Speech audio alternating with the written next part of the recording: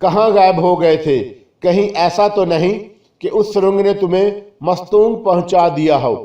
راجا اسے دیکھتے ہی بولا، اس سرنگ کے ذریعے مستونگ تو نہیں، البتہ عدم آباد تک ضرور پہنچا جا سکتا ہے، پروفیسر وقار نے جواب دیا۔ کیا مطلب؟ راجا نے الجھی ہوئی نگاہوں سے اس کی طرف دیکھا۔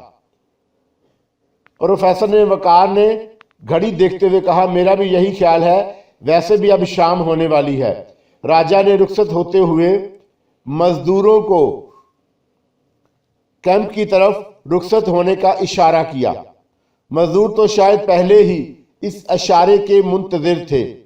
ان کے چند منٹوں بعد دونوں بھی کیمپ کی طرف چل دیے۔ میں سوچ رہا ہوں تمہارے دماغ پر واقعہ ہی یہاں کی گرمی اثر انداز ہو رہی ہے، راجا نے الجھے ہوئے لہجے میں جواب دیا۔ کیا مطلب؟ اس مرتبہ پروفیسر وقار نے اسے گھورا۔ ارے بھائی، سیدھی سی بات ہے کہ تم شروع ہی سے مجھے بے وقوف بنانے کی کوشش کر رہے ہو، راجا بولا۔ کھل کر بات کرو، پروفیسر وقار نے ڈانٹنے والے لہجے میں کہا۔ پہلے تم نے کسی پرسرار عمارت کی موجودگی کی اطلاع دی تھی، جس کے چاروں طرف بقول تمہارے ایک بلند فیصل بھی موجود ہے، لیکن یہ عمارت مجھے یا کسی اور کو اب تک نظر نہیں آ سکی۔ اب سرنگ کی دوسری طرف واقع کسی کھنڈرات کی موجودگی کی نوید سنا رہے ہو۔ ہاں، پروفیسر وقار سوچ لہجے میں بولا، یہاں کی ہر چیز پرسرار کے پردے میں لپٹی ہوئی ہے اور مجھے اس اسرار سے پردہ اٹھانا ہے، لیکن تم ان چمکیلے ذرات کے بارے میں کیا کہو گے جنہوں نے عورت کے ہیولے کا روپ دھار لیا تھا؟ ہاں، یہ سوچنے کی بات ہے، وہ روشن ذرات تو سب ہی نے دیکھے تھے اور ان کے بارے میں تم نے بتایا تھا کہ وہ زمین کا غبار ہے، راجا نے کہا۔ راجا نے کوئی جواب نہیں دیا۔ پروفیسر بھی خاموشی سے چلتا رہا۔ رات کے کھانے کے بعد پروفیسر وقار نے نرم دھات کی وہ تختی نکال لی جو کھدائی کے دوران آہنی صندوق میں سے برآمد ہوئی تھی۔ اس تختی پر کوئی نقشہ بنا ہوا تھا۔ گہری نظروں سے نقشے کا جائزہ لینے کے بعد پروفیسر وقار کے ہونٹوں پر مسکراہٹ آ گئی۔ اس پر بتائے ہوئے راستوں کا اختتام ٹھیک اسی جگہ پر ہوتا تھا جہاں سرنگ کے دوسری طرف وہ نئے کھنڈرات دریافت ہوئے تھے۔ اب پروفیسر وقار کو یہ سمجھنے میں دیر نہ لگی کہ سرنگ کے دہانے کے قریب اس نقشے کی موجودگی کا مطلب یہی تھا کہ اصل مقام تک پہنچا جا سکے۔ لیکن وہاں کیا راز پوشیدہ ہے؟ وہ روشن ذرات اس وقت بھی موجود تھے اور عورت کے ہیولے کی شکل اختیار کر چکے تھے۔ پروفیسر وقار دلچسپ نظروں سے اس روشن ہیولے کو دیکھ رہا تھا۔ اسے یہ بھی احساس نہیں ہوا کہ اب تک جاگنے والے دونوں مزدور کب تک اس کے قریب آ کر کھڑے ہو گئے تھے۔ ان کی تمام تر توجہ روشن ہیولے پر مرکوز تھی جو اب آہستہ آہستہ نیچے جا رہا تھا اور پھر اچانک ہی وہ ہیولا غائب ہو گیا۔ پروفیسر وقار اچھل کر کھڑا ہو گیا۔ وہ ٹھیک اسی جگہ غائب ہوا تھا جہاں اس نے نئے کھنڈرات دریافت کیے تھے۔ گزشتہ رات بھی وہ ہیولا اسی جگہ نظر آیا تھا۔ وہ جیسے ہی پیچھے گھما اس کی نظریں دونوں مزدوروں کی طرف اٹھ گئیں جو میز کے قریب کھڑے عجیب سی نگاہوں سے اس کی طرف دیکھ رہے تھے۔ ان کے چہروں پر سراسیمگی کے آثار تھے۔ پھر وہ کوئی بات کیے بغیر خاموشی سے اپنی چھولداریوں کی طرف چلے گئے۔ صبح کے ناشتے سے فارغ ہو کر تمام مزدور تیار ہو کر پروفیسر وقار کی ہدایات کا انتظار کرنے لگے، مگر پروفیسر نے آج کا دن انہیں چھٹی دے دی اور خود کدال لے کر سرنگ کی طرف چل دیا۔ اس نے راجا کو بھی کیمپ میں ہی رہنے کی ہدایت کی۔ سرنگ عبور کرنے کے بعد وہ ان نئے کھنڈرات میں اس کمرے کے سامنے پہنچ گیا اور گہری نظروں سے دروازے کا جائزہ لینے لگا۔ دروازہ ابنوس کی کھڑکی کا تھا جس پر نقش و نگار بنے ہوئے تھے۔ نہ جانے کتنا عرصہ گزر چکا تھا۔ پروفیسر وقار کچھ دیر تک چوکھٹ کا جائزہ لیتا رہا اور پھر کدال سنبھال کر چوکھٹ کے ساتھ ساتھ پتھر اکھاڑنے لگا۔ دروازہ جیسے ہی چوکھٹ سمیت اندر کی طرف گرا، اسے یوں محسوس ہوا جیسے کسی عطر ساز فیکٹری کا دروازہ کھل گیا ہو۔ بڑی سحر آلود خوشبو تھی۔ وہ کچھ دیر تک دروازے کے قریب کھڑا اندر جھانکتا رہا۔ دروازہ گرنے سے گرد و غبار کا ایک بادل سا پھیل گیا تھا جس سے کچھ نظر نہیں آ رہا تھا۔ غبار ختم ہونے کے بعد اس نے جیب سے ٹارچ نکالی اور اندر داخل ہو گیا۔ یہ کسی تہہ خانے کا راستہ تھا جس میں ایک آدمی بآسانی گزر سکتا تھا۔ اس نے ٹارچ کی روشنی میں تہہ خانے کے اندر کچھ دیکھنے کی کوشش کی مگر کامیاب نہ ہو سکا۔ پروفیسر نے جیسے ہی سیڑھیوں پر قدم رکھا وہ پتھر کی سیڑھیوں پر پیر رکھتا ہوا نیچے اترنے لگا۔ اس کے ایک ہاتھ میں ٹارچ تھی اور دوسرے ہاتھ میں کدال جس سے وہ جالے ہٹا رہا تھا، لیکن اس کے باوجود اس کا پورا جسم جالوں میں لپٹ گیا تھا۔ پہلی سیڑھی پر قدم رکھتے ہی وہ چونک گیا تھا۔ تہہ خانے کے اندر سے ایسی آوازیں ابھرنے لگی تھیں جیسے بہت سی عورتیں مل کر خوشی کا گیت گا رہی ہوں۔ یہ اس کا وہمہ نہیں تھا۔ مسرت برے گیت کی سریلی آوازیں اس کے سماع سے ٹکرائیں جیسے اسے خوش آمدید کہہ رہی ہوں۔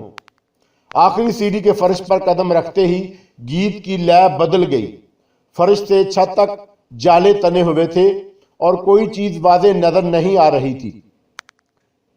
سیاہ رنگ کی ایک چھوٹی سی صندوق پر جمی ہوئی تھی۔ یہ صندوق بھی شاید آبنوسی لکڑی کا بنا ہوا تھا۔ دفتن کمرے تاریک فضا میں اس طرح منور ہو گئے جیسے چاند نکل آیا ہو۔ چمکیلے ذرات اچانک ہی کہیں سے نمودار ہو گئے تھے۔ پروفیسر وقار پر سکتہ طاری ہو گیا۔ وہ پلک جھپکے بغیر اس روشن ہیولے کو دیکھ رہا تھا جو اب ہیولا نہیں ایک مجسم صورت اختیار کر چکا تھا۔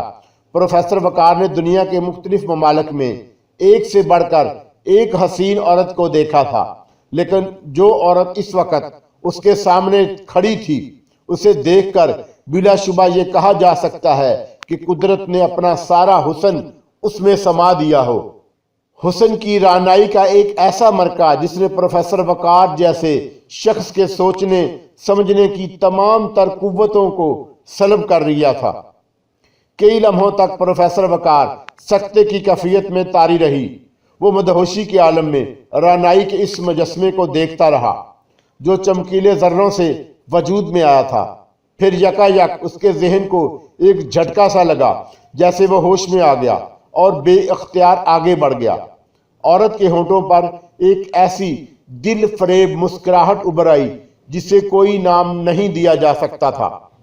پروفیسر وقار آگے بڑھا اور ہاتھ سے اسے چھونا چاہا، لیکن اس سے پہلے کہ اس کا ہاتھ وہاں تک پہنچ سکتا اس حسینہ کا وجود غائب ہو گیا۔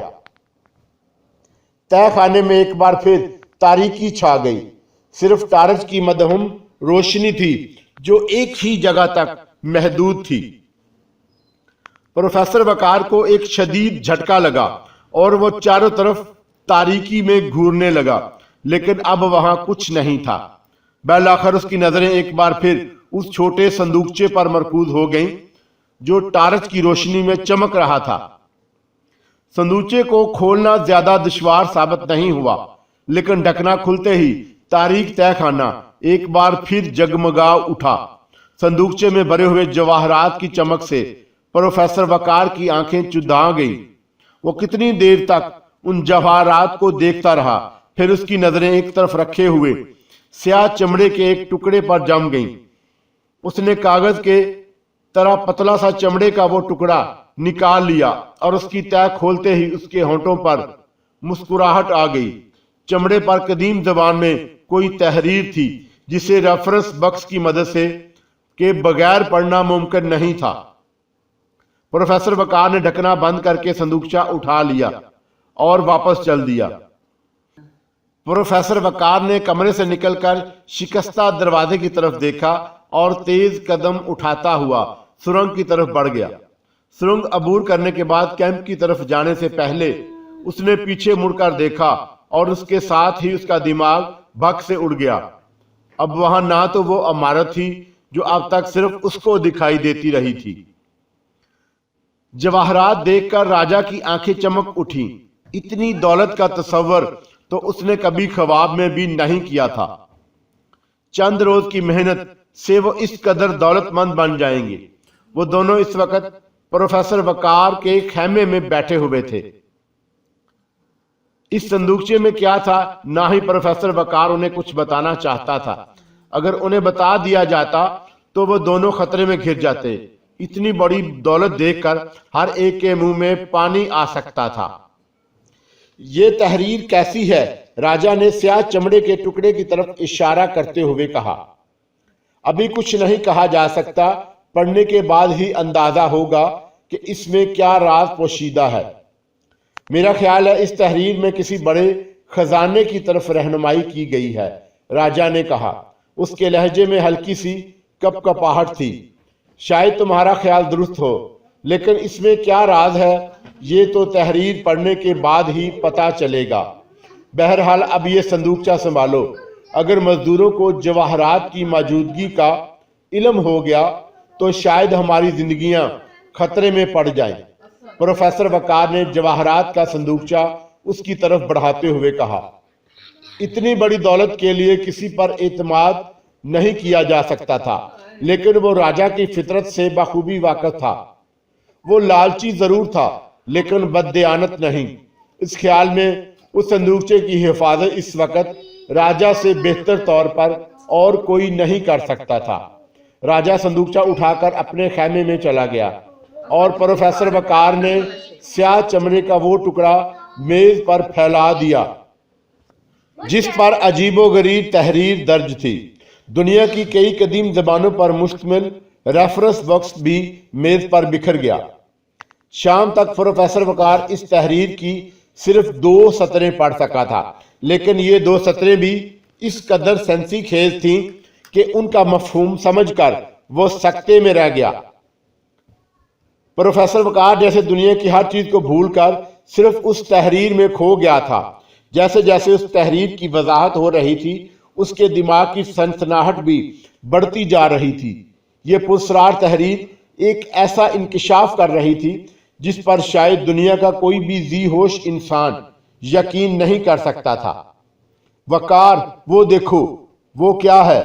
प्रोफेसर वकार अब करीब ही राजा की आवाज सुनकर चौंक गया। उस वक्त रात अपना आधा सफर तय कर चुकी थी। वकार ने सर उठाकर राजा की तरफ देखा।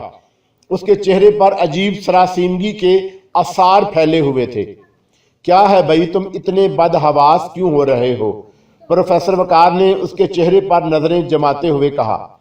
वो लड़की बहुत हसीन, बेखुदा नूर का मरका उस वीराने में। राजा कहते कहते अचानक ही खामोश हो गया।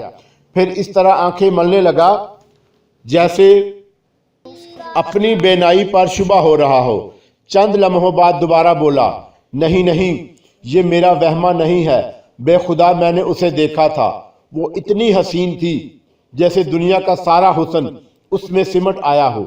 वो शायद उस बड़े पत्थर की आड़ में हो गई है। राजा ने एक तरफ इशारा किया। राजा, प्रोफेसर वकार ने उस पत्थर की तरफ देखते हुए अजीब से लहजे में कहा, अगर तुमने इस वीराने में किसी हसीना को देखा है तो वो तुम्हारा वहमा नहीं है। उसे मैं भी देख चुका हूँ, लेकिन मैंने तुम्हें इसलिए नहीं बताया था कि तुम मेरी ज़हनी तंदुरुस्ती पर शुबा करने लगते।